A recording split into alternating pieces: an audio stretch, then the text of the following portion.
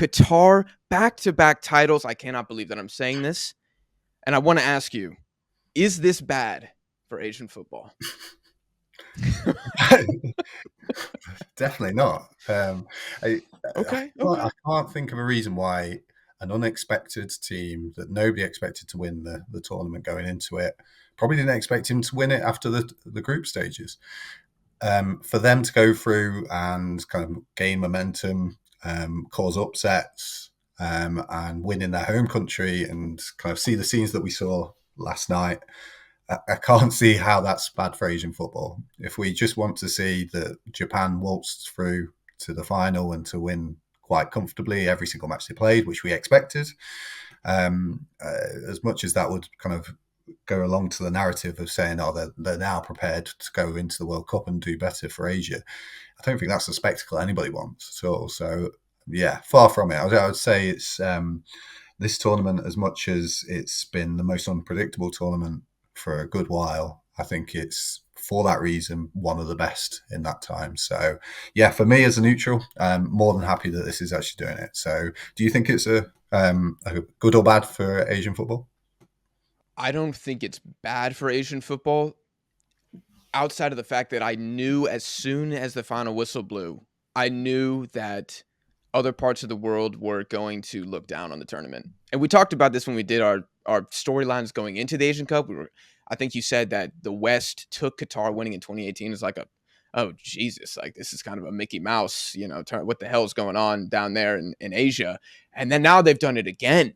And I think especially after the showing at the World Cup, which I'm just gonna say, I don't know what people expected Qatar to do at the World Cup. Some of y'all acting like they were supposed to make the semifinals just because they were the host. But I feel like, post that and now winning again, given all the hype and stuff around teams like Korea and Japan, I feel like some people will once again use it to invalidate Asian football. Now, I think it's a positive in the fact that, like, Jordan, look at the history that they've made making a final, and they gave it a good go. If not for three completely idiotic but fair penalties, we could have been looking at a new Asian champion, which would have been incredible. So, I think in terms of like a story in itself, I think it's a good thing.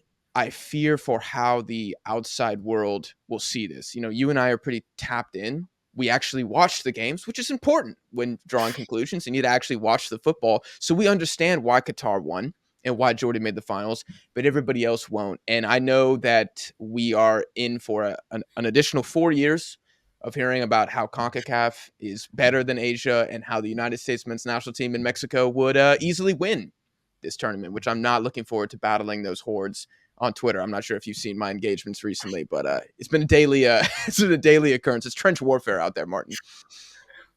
Yeah, I think it's an interesting kind of subplot, isn't it? Really, well, the first thing obviously is it's brilliant to hear that obviously Americans and people out the West are actually watching Asian football, which is incredible because I would have never, in the wildest dreams, apart from when Qatar joined the Gold Cup, ever watched the Gold Cup. So for once, it's obviously showing that Asian football is breaking through.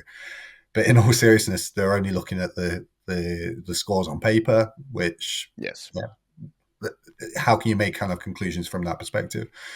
And generally, I suppose I don't disagree with their argument. USA and Mexico would be one of the favourites in Asia. They would be alongside Japan, Korea, Australia to win it.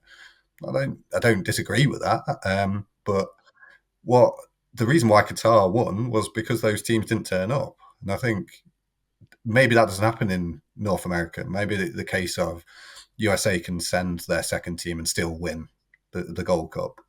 That's fair enough, but Japan can't do that. Japan had to be on their A game, and they weren't, and they were beaten by Iran, and then Iran weren't on their game when they played against Qatar. So that's the way it is. But if everyone played at 100%, yeah, too right.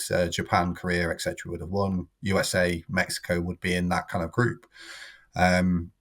So I don't disagree massively with the comment. It's probably just maybe a kind of an a mirror to kind of look up to and say, why is this bugging me that Qatar are winning the Asian Cup? It's because Panama, I'm assuming, or somebody like that couldn't win the Gold Cup. I have no idea. I'm not necessarily an expert on that perspective. But I don't think that's necessarily a bad thing.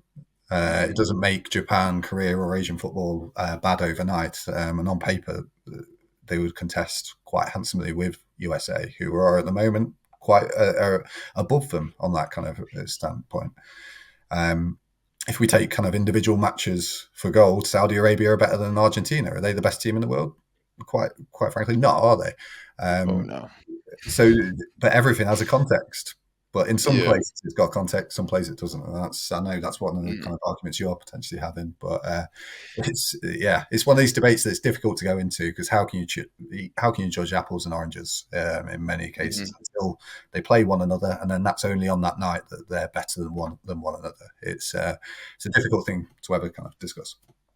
Yeah, it is. And I agree with the sentiment that the big North American teams would be in contention for the Asian Cup. I just really don't like the disparaging comments towards Asian football, or like the nose up, like, oh gosh, we would waltz to the final. Or I saw some people completely disrespectful comments talking about teams like Honduras would make it to the final. And I'm just like, at that point you gotta turn off Twitter and you can't even fight it. But I do agree that the big teams from both regions are fairly even in power level. Um, but to close the circle here, I don't think that you can use Qatar winning without any context as proof that Asia is a weak federation.